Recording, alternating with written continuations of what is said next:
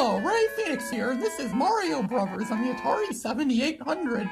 Definitely superior to its Atari 2600 counterpart, but inferior to its NES counterpart, which is a lot better than this.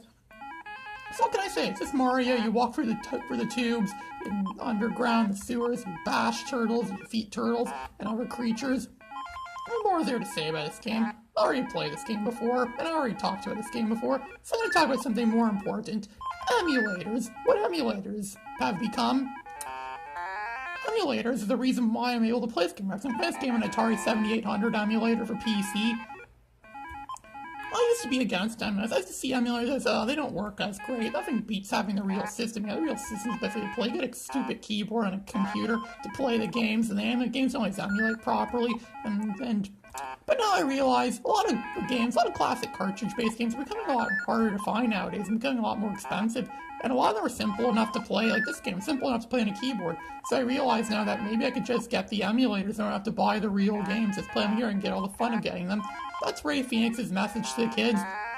If you're a kid watching this and you really want to play old games back, you want to play fun games back, just go online, look up a bunch of emulators, and provide you're lucky enough to have your parents buy you a computer.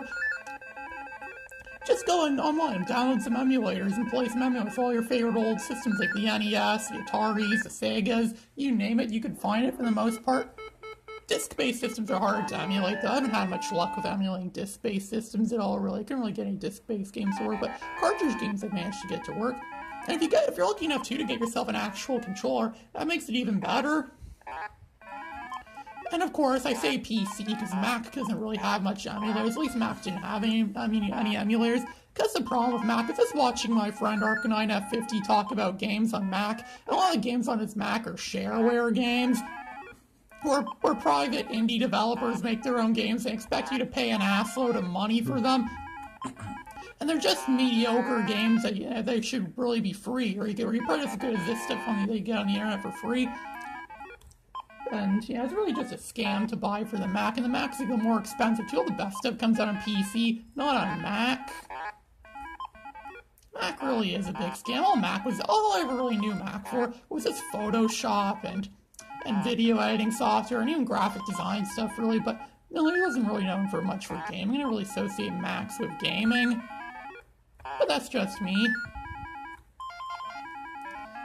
But nonetheless, yeah, this game's still very good. It's very enjoyable. I really like this Mario game. Again, I like it more than the original Super Mario Brothers. You can't change direction here like you can in its Game Boy Advance re-release that was made years later, which came on all of the Super Mario Advance games on the Game Boy Advance, which I have 2 of those, which is good. My favorite one's Super Mario Advance 2, because it has Super Mario World on it, which is a game that I quite enjoy. A Super Mario game that I think is very fun. I really like Super Mario World. I never had a Super Nintendo when I was a kid growing up. I only ever had a Sega Genesis, so yeah, that's why I never really got to play that Super Mario World. But yeah, it has Mario Bros. On too. And the Game Boy Advance version's too easy. I can make a game of that last like an hour and a half on end. But this version, not so much. This version actually is a real challenge, but the NES version is where it's at its best.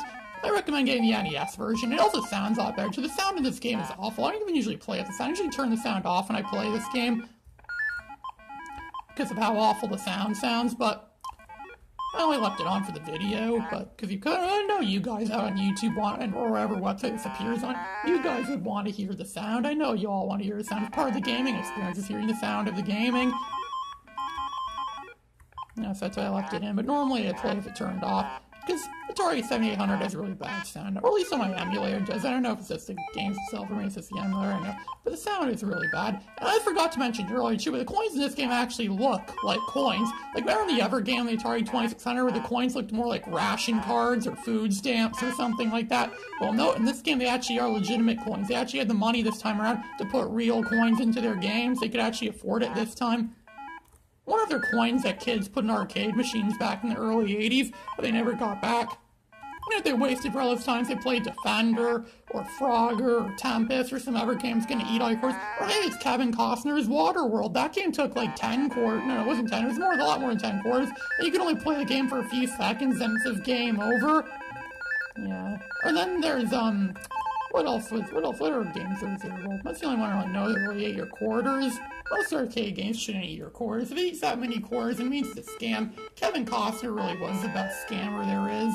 because he made Millhouse pay several quarters, like a large amount of quarters, just so he could play Kevin Costner's Waterworld for 2 milliseconds. But no, this game's not like that. And yeah, this game's very fun. And I do plan on playing more Atari 78. I really do like the Atari 7800. It's too bad it didn't last very long. But then again, in all fairness, Atari 7800 was made in 1983 and it was originally meant to compete with systems out at the time. But it wasn't released until 1986 after the NES due to the video game crash. So yeah, it wasn't released until 1986.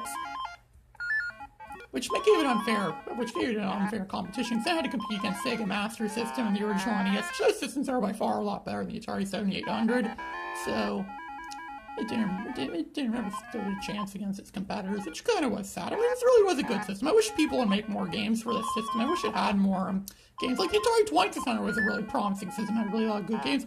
I expect better from this, but like I said, they didn't really make very many games on it.